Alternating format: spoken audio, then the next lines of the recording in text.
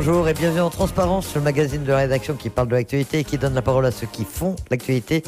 Et notre invité ce midi, c'est Alcide Ponga, maire de Kouaoua, élu à la province Nord au Congrès. Alcide Ponga, bonjour. Bonjour Elisabeth. Merci d'avoir accepté notre invitation pour la première fois dans ce magazine Transparence à 3 semaines du 3e référendum. C'est évidemment ce qui fait l'actualité en Calédonie. L'État a décidé de maintenir cette date du 12 décembre. Vous en êtes satisfait ? Oui, on va pas cacher la satisfaction. J'ai quand même envie de dire que ça faisait partie des compétences de l'État. Donc notre compétence à nous, Calédoniens, c'était de le demander ou pas. Ce que certains de nos collègues élus l'ont fait cette année, en début d'année. Donc l'État a pris ses responsabilités pour décider de la date du 12. Et les partisans du maintien dans la France souhaitaient que ça ait lieu le plus vite possible, finalement, une fois que ça avait été déclenché, pour se débarrasser un peu de ce processus et de cette hypothèque référendaire. Voilà, tout à fait. Lors des discussions de Paris, il y avait deux positions qui étaient contradictoires, c'est-à-dire repousser soit le plus loin possible, c'est-à-dire fin de l'année prochaine, de nos collègues indépendantistes, et de notre côté, à nous loyalistes, c'était plutôt de le faire au plus vite pour pouvoir sortir. L'État, au mois de mai, a couper le gâteau en deux et puis a fixé la date au 12 décembre et on est tous revenus de Paris avec cette date en tête et sur laquelle on était, on va dire, d'accord ou pas opposé. Alors depuis, il y a eu beaucoup de choses et notamment la crise sanitaire qui a rattrapé la Nouvelle-Calédonie. Les indépendantistes l'ont invoqué pour confirmer leur non-participation au scrutin le 12 décembre. Ils parlent même d'un scrutin tronqué aujourd'hui.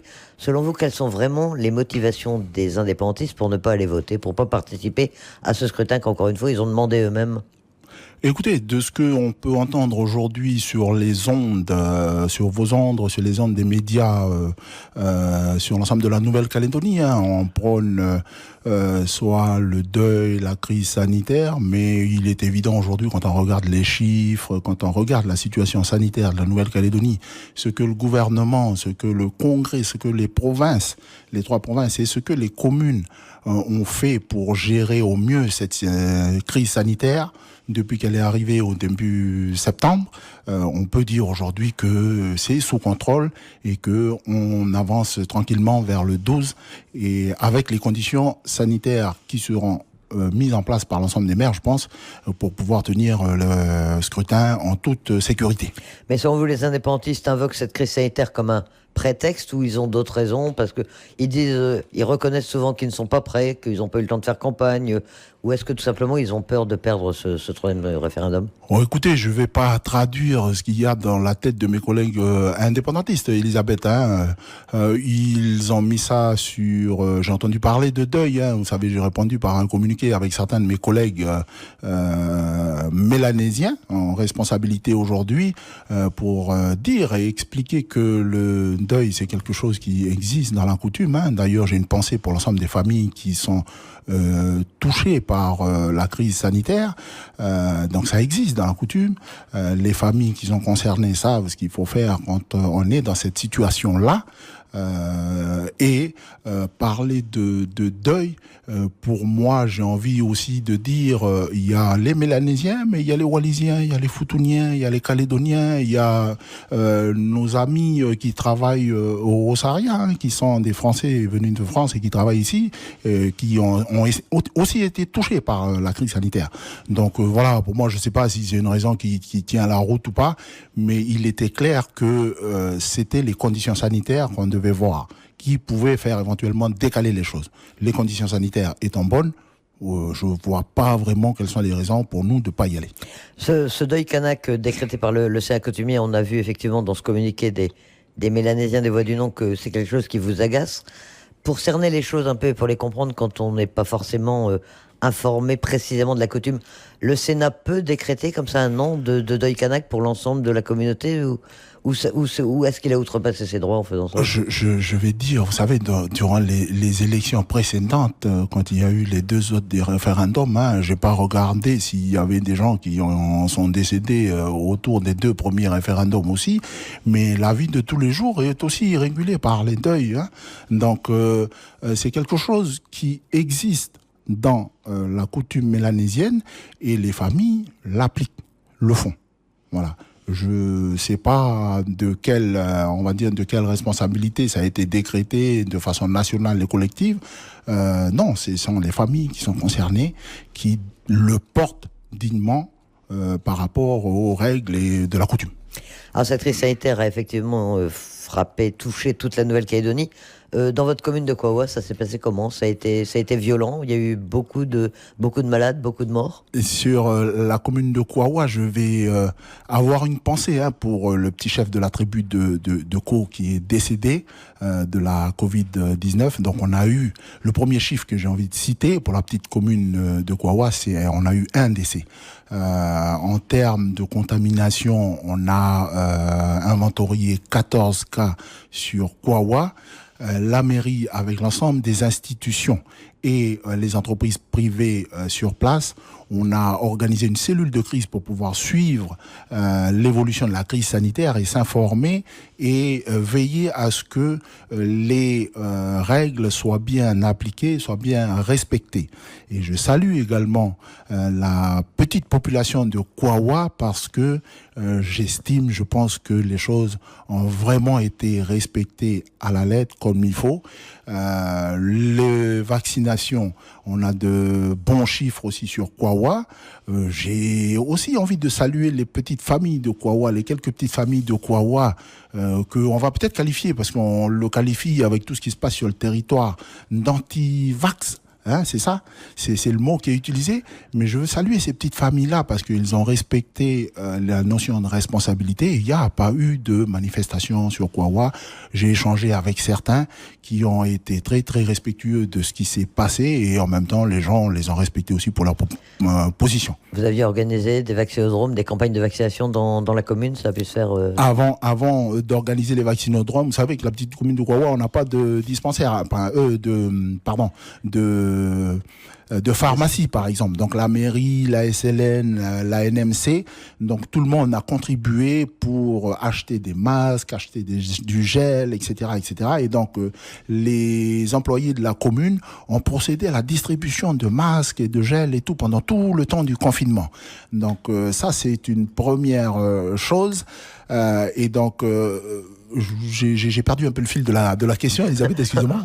On parlait de si, est-ce que vous aviez pu organiser pour les vaccinodromes dans la commune, oui. Voilà, pour les vaccinodromes derrière, on s'est attaché les services de la province qui est compétente en matière de santé, mais également avec les services du gouvernement pour pouvoir organiser une session de vaccinodrome, c'est-à-dire pour la première dose et la deuxième dose. Et donc, on a eu à chaque fois à peu près 200 personnes qui sont venues, ce qui a apporté un taux de vaccination autour de 76-78% pour la petite commune de Kouawa.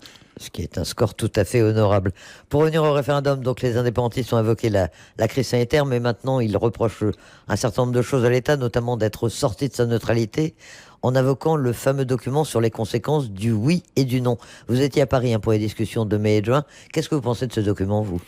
Écoutez, ce que je retiens des discussions, parce qu'on a travaillé aussi sur ce document-là à Paris, les uns et les autres, et donc la rédaction de ce document-là avant de sortir, avant d'être distribué à la population, ça a eu quand même l'aval de toutes les personnes qui étaient là-bas. Donc autant sur la partie des loyalistes que sur la partie de mes collègues de l'Union calédonienne et l'éveil océanien qui étaient aussi avec nous.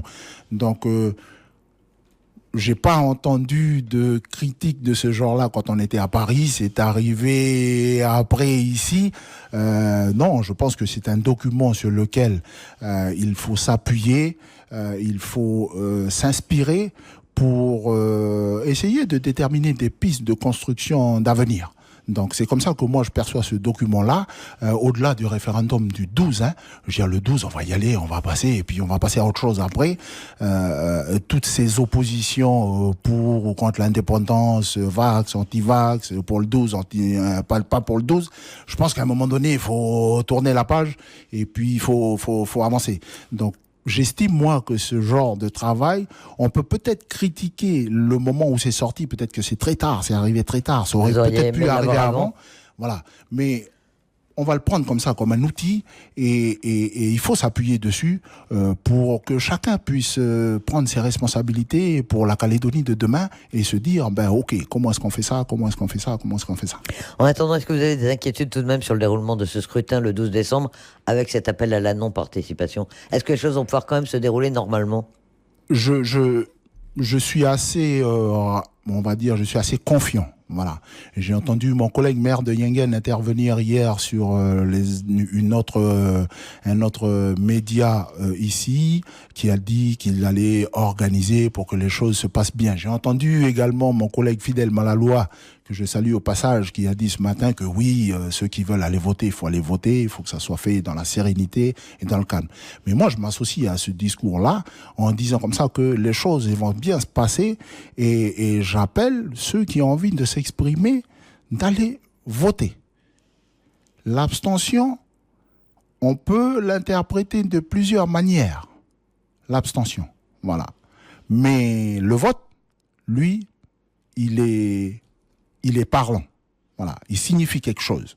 Donc, pour le 12, mon discours, c'est que on va organiser les choses en tant que maire déjà pour que ça se passe bien. D'ailleurs, nous, on a reçu Madame la commissaire déléguée cette semaine pour l'organisation et donc mes collègues indépendantistes dedans, le conseil municipal était présent et donc participeront avec nous dans l'organisation, ce que je salue, parce que c'est une notion de responsabilité par rapport à ce qui va se passer. On est des conseillers municipaux de communes françaises et donc ce sont les bases de la République. Donc il faut qu'on y aille et je salue aussi le discours qui est tenu par mes collègues qui dit il faut y aller en toute sérénité sans créer de... Voilà, il ne faut pas se disputer. Ça ne sert à rien de se disputer. On va, on vote, on regarde les résultats et puis après on s'assoit et puis on discute. Est-ce qu'il n'y a pas quand même un risque de démobilisation des électeurs du non ? Est-ce qu'ils vont pas... Alors, il y a ceux qui vont avoir peur d'y aller, ceux qui vont se dire que le scrutin est joué puisque les partisans du oui ne vont pas aller voter. Alors, est-ce qu'il n'y a pas ce risque de démobilisation pour le 12 ? Oui, c'est à nous, les porteurs des voix du non après derrière, de faire le travail pour que la mobilisation, elle reste élevée. Donc, il faut continuer les réunions de proximité et d'appeler les gens qui habituellement allaient voter d'aller voter. Moi, j'invite également, c'est vrai que dans certaines tribus, peut-être, il va y avoir de la pression, pas volontaire ou recherchée, mais quand vous êtes tout seul dans une tribu et que vous aviez l'habitude de voter non, puis on savait pas trop c'était qui, là, c'est vrai que ça va poser des questions à ces gens-là. Mais j'ai envie de dire que si on veut construire un pays qu'il soit pas indépendant ou indépendant, je vais dire les bases de la démocratie et les bases de la République, ça passe par la liberté d'aller voter librement et de faire son choix. Le choix que l'on va faire le 12, c'est un choix qui va nous projeter vers l'avenir. Je disais à certains jeunes hier à Logicop, il faut lever la tête et puis regarder loin. C'est vrai qu'il y a beaucoup de problèmes, il y a beaucoup d'embûches, il y a des soucis du quotidien, etc., qu'il faut traiter, mais à un moment donné, on va passer le 12, s'asseoir, lever la tête et regarder loin là-bas. Moi, je ne fais pas partie de ceux qui critiquent les 30 ans passés, les accords passés. Voilà. Les vieux ont signé cet accord, il y a eu des poignées de main, il y en a il y a des fatalités qui sont arrivées sur le territoire, on connaît tous l'histoire de la Nouvelle-Calédonie, et eux ont mis en place ce dispositif-là pour qu'on arrive à là aujourd'hui. Ayant l'intelligence à un moment donné de faire le bilan, de regarder les choses et de prendre ce qui a été fait de bien, de positif, de le continuer, voire l'améliorer, et surtout de trouver des solutions à ce qui n'a pas marché ou ce qu'on a mal fait. On va en parler. En attendant, votre commune, c'est peut-être paradoxal, mais elle est à majorité indépendantiste, hein, même si vous êtes loyaliste, vous, à la Cité Ponga. Comment ça va se passer chez vous, ce troisième référendum ? Est-ce que vous allez arriver à l'organiser normalement ? Est-ce que vous allez avoir assez d'assesseurs, de délégués pour organiser les bureaux de vote ? Oui, j'ai pas de doute. Hein. C'est vrai que la commune de Kouawa, elle vote à, on va dire, 84% pour le oui et le reste pour le non. Voilà, donc c'est clair. Mais vous savez que le maire, c'est souvent les gens, ils voient, quand on vote le maire, on vote pas à l'indépendance ou pas à l'indépendance. Notamment, c'est ce que j'ai remarqué sur Kouawa, là, on vote la personne qui travaille pour l'ensemble. En termes d'organisation, j'ai confiance, j'ai une équipe que je tiens à saluer également, qui sont déjà mobilisés, qui vont préparer. Donc j'ai demandé aux équipes administratives et techniques de se mobiliser tout le monde pour pouvoir faire le travail. Et comme je le disais précédemment, mes collègues élus indépendantistes, pas indépendantistes, sont également volontaires. Et donc le maire que je suis fera sa liste d'assesseurs potentiels au cas où il manque des assesseurs. Mais pour ma part et pour le groupe des Voix du Non, on va trouver 8 assesseurs parce qu'on a 4 bureaux de vote là-haut. Et donc on trouvera 8 assesseurs et puis le maire en nommera certainement 1 ou 2 de plus pour pouvoir assister au bureau de vote. Pas d'inquiétude pour l'ordre public, particulièrement ce 12 décembre? Non, je pense que les Calédoniens en général, aujourd'hui même, si on a vu beaucoup de choses se passer, notamment l'année dernière vis-à-vis de l'usine du Sud, je pense qu'à un moment donné, on est un peu tout le monde, tous fatigués de ces dérapages-là. Donc, je crois, moi, que l'intelligence va aller au-delà et on va passer le 12 et puis le 13 et puis après le 13 il y a le 14, 15 et puis on continue quoi, hein, Elisabeth. Et justement, qu'est-ce qui va se passer après? En attendant, c'est quoi la signification de ce 3e référendum? Alors, bon, est-ce que c'est le terme de l'accord de Nouméa? Est-ce que le 13 décembre, l'accord de Nouméa sera fini? Ou est-ce qu'il faudra bien inventer, trouver quelque chose? Comment est-ce que vous interprétez les choses?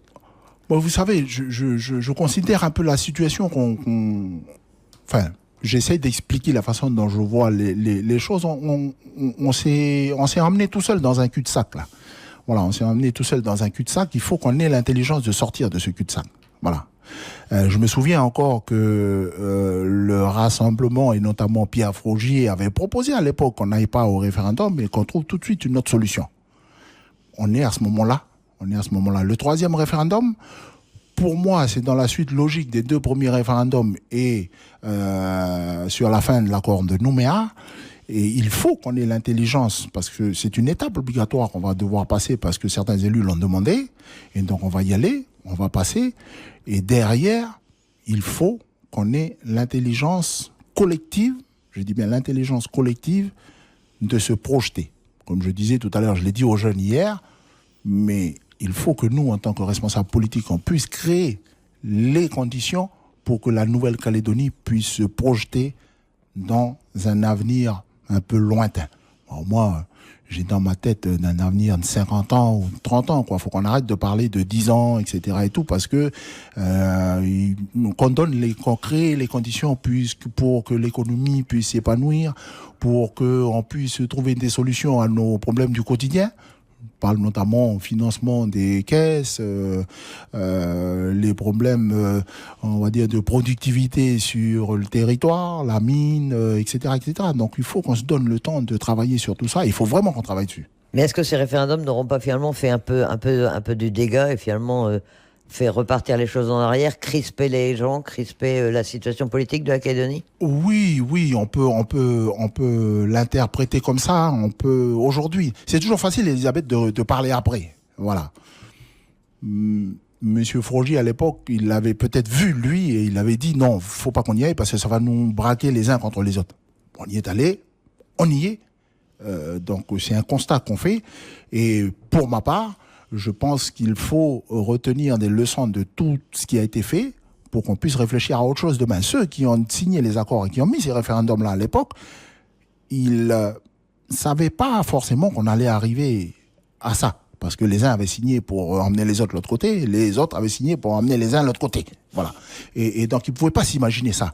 Mais c'était peut-être à nos anciens d'avoir cette vision-là il y a quelques, on va dire, 5 ans de ça ou 3, 4 ans de ça, pour pouvoir justement ouvrir une brèche et discuter, bifurquer de l'accord de Nouméa. Mais bon, voilà, on est à la fin, on va aller jusqu'au 12, on va voter le 12, et puis derrière, il faut vraiment qu'on ait cette intelligence collective pour pouvoir faire autre chose. Alors que lors des réunions qui ont eu lieu à Paris en mai-juin, il a été décidé une période de transition de 18 mois après ce référendum du 12 décembre, pour justement discuter, trouver une solution, trouver un nouveau statut pour la Nouvelle-Calédonie.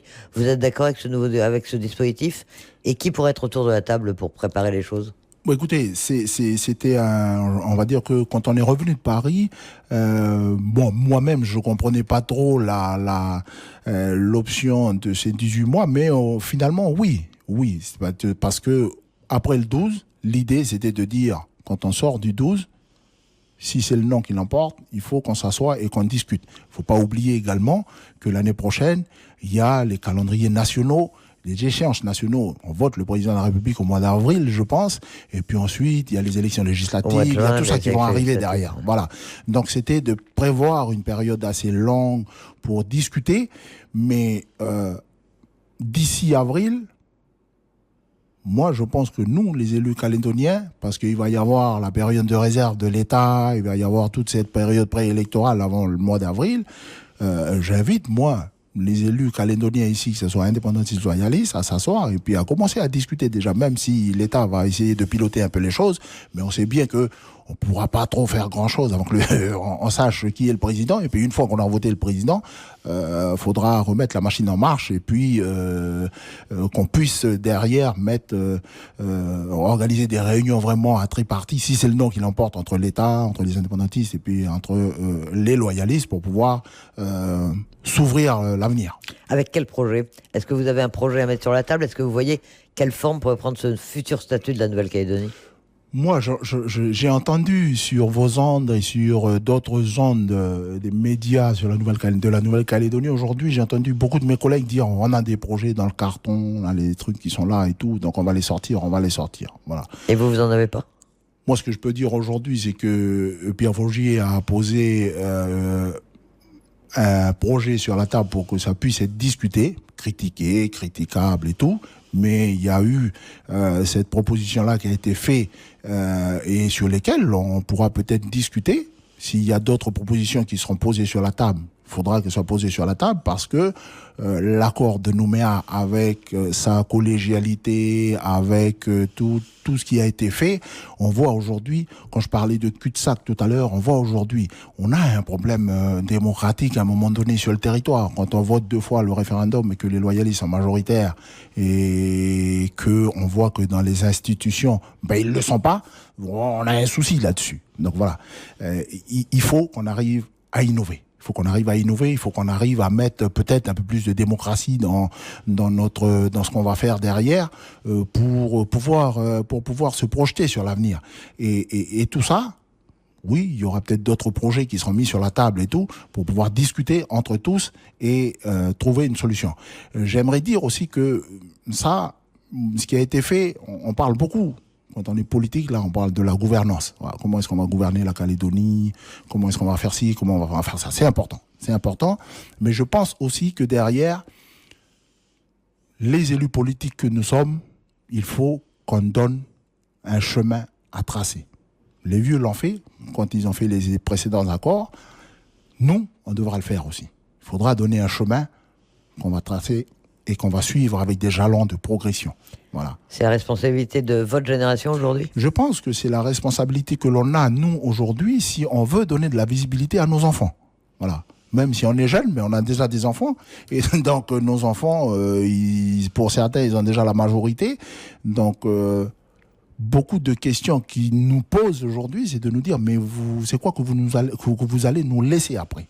C'est quoi que vous allez nous laisser? Et chez vos collègues indépendantistes, est-ce que vous avez des interlocuteurs? Est-ce qu'il y a des gens avec lesquels vous pensez pouvoir discuter demain pour préparer l'avenir de la Calédonie? Comme je vous ai dit tout à l'heure, en termes de responsabilité collective par rapport à ce qui va se passer peut-être autour du 12, en termes de sécurité, de troubles et tout, je pense que pour les discussions, ça va être la même chose. Voilà. Chacun prendra ses responsabilités le moment venu et chacun s'assera autour de la table pour discuter et puis pour avancer. Voilà. On a toujours fait ça en Nouvelle-Calédonie, même si certains gueulent un peu, ils sont en colère après l'État, après ci, après ça. Même nous, du côté loyaliste, on l'a fait aussi.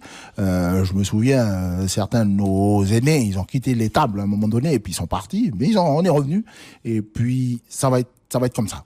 On s'assera autour de la table, on discutera avec l'État, avec l'ensemble des partis indépendantistes et non indépendantistes, et puis on trouvera une solution. Ça doit se faire à 3, encore une fois, les 3 interlocuteurs signataires déjà de Matignon et de Nouméa. Je pense que si le non l'emporte une 3e fois, donc on devra, c'est écrit dans l'accord de Nouméa, il faudra qu'on s'assoie et puis qu'on trouve, examiner la situation ainsi créée. Hein.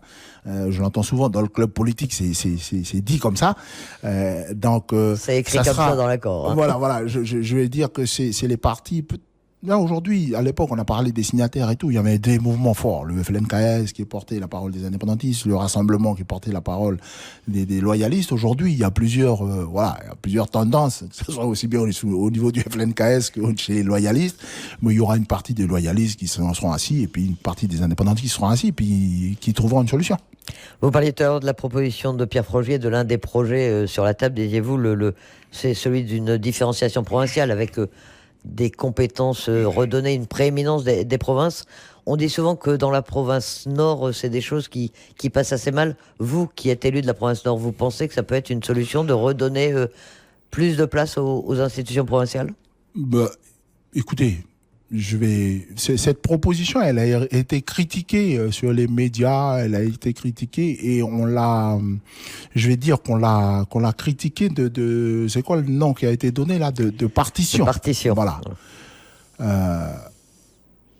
Dans le club politique, un de vos intervenants encore le dit, c'est peut-être pas le plus partitionniste qu'on a critiqué à un moment donné, parce que la Covid nous a révélé qu'il y avait peut-être plus de partition chez certains que d'autres.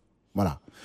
Ce que je pense, pour avoir échangé avec le sénateur, c'est qu'il s'est positionné à un moment donné en retraçant un peu, en essayant de comprendre un peu ce qui s'était passé dans l'histoire et tout, en ayant travaillé sur les accords de Matignon-Oudinot, en ayant travaillé sur l'accord de Nouméa, et il en a tiré les conclusions à un moment donné, et il a essayé à lui, par son expérience, parce qu'il a pu analyser lui-même, de se dire à un moment donné, on est peut-être allé un peu trop vers une centralisation de la chose au niveau du gouvernement et tout, alors que sur le terrain, c'est pas comme ça que ça se passe. Et je le redis, la crise Covid nous l'a démontré, la crise sanitaire. Ici, il y a les avions qui arrivent, il y a les avions qui n'arrivent pas, il y a des compétences qui s'entrechevauchent un peu dans tout ça, on ne sait plus qui doit décider quoi dans la chose. Mais ça démontre quoi ? Ça démontre que la province Nord, c'est pas comme la province Sud. La province Sud, c'est pas comme la province Nord. La province Nord, c'est pas comme la province des îles. Mais ça, c'est pas de la partition, ça c'est de se dire à un moment donné comment est-ce qu'on peut retraduire dans la façon dont on gouverne la Calédonie les spécificités des uns et des autres, tout en étant pour notre part français, parce qu'on veut rester dans la République. Ouais, donc pour ces projets, en attendant 12 décembre, le 3e référendum, vous avez participé à cette campagne, vous, pour appeler à la participation pour le coup ? Oui, écoutez, on va faire le travail comme si, on va dire comme si tout le monde participait. Il y a aussi une campagne qui est faite à côté pour dire ne participez pas. Voilà. Donc il y a une campagne pour dire participer et voter non. Et à côté de ça, il y a une campagne qui se déroule pour dire ne participez pas. Donc oui, chacun, on va faire la campagne pour essayer de d'essayer de convaincre les gens, d'appeler les gens et tout. Et moi, j'invite juste les Calédoniens à ce que ça se fasse dans l'apaisement et tout, quoi. Voilà, on en a fait 2 qui se sont bien passés. 3e, il faut que ça se passe bien aussi. Merci Alcide Panga pour toutes ces pressions. Un dernier mot, peut-être une autre question, un thème d'actualité. On sait que ce matin a été déposé un texte qui propose, on en parlait tout à l'heure, d'abroger l'obligation vaccinale. On parlait donc de ces campagnes de vaccination qui ont eu lieu. La vaccination obligatoire a été votée en Nouvelle-Calédonie. Maintenant, tous les groupes politiques du Congrès sont d'accord pour en proposer l'abrogation. Alors pourquoi ? Écoutez, c'était l'idée de départ. C'était l'idée de départ. Je crois que c'est M. Tourmouli qui vous l'a rappelé ici, le contexte, pourquoi on avait décidé à un moment donné ensemble de voter cette obligation. Tahiti, le taux de vaccination d'ici, etc., a fait qu'à un moment donné, on s'est dit, en responsabilité, il faut qu'on le fasse. Et il faut qu'on le fasse pour pousser et qu'on ait des résultats à un moment donné au niveau notamment de la vaccination qui soient, on va dire, acceptables. Aujourd'hui, je ne sais plus exactement le taux, là, je crois que c'est 70 pour 65%. Quelque chose comme ça de taux de vaccination de la population totale, et on a quand même pas mal de personnes qui ont été contaminées, donc immunisées de façon naturelle là-dessus. Donc aujourd'hui, je sais que mes collègues nous ont informés, nous ont demandé notre avis là-dessus. Oui, on a reporté déjà la date qui était normalement prévu le 31 octobre, au 31 décembre pour encore laisser ce temps-là. Et donc, je pense que oui, au 31 décembre, il n'y a pas lieu de continuer à maintenir cette obligation-là du moins de notre part et de l'ensemble des groupes qui l'ont déposé au Congrès. Et je pense que si on l'a voté ensemble, et donc si on décide de le lever ensemble, on le fera. Mais ça, je vais juste préciser, c'est pas sous les pressions, c'est pas, non, ça a été fait en responsabilité et ce ne sont pas des décisions liberticides comme je peux l'entendre ici et là. Non, ça a été fait et là, il n'y a pas eu d'indépendantiste ou pas d'indépendantiste là-dessus, ça a été fait en responsabilité par des élus qui avaient pour cœur de protéger la population. Et donc là, je pense que ça s'est déposé, ça sera discuté et je pense que ça sera voté pour... c'est simplement parce que le dispositif n'est plus indispensable aujourd'hui. Oui, et on laissera, je pense que dans la proposition qui a été déposée aussi, on demande, les élus du Congrès demandent au gouvernement et puis à l'État de faire un groupe de travail là pour qu'on puisse voir après derrière ce que le pass, comment s'applique le pass sanitaire, est-ce qu'il faut l'améliorer ou pas, discuter.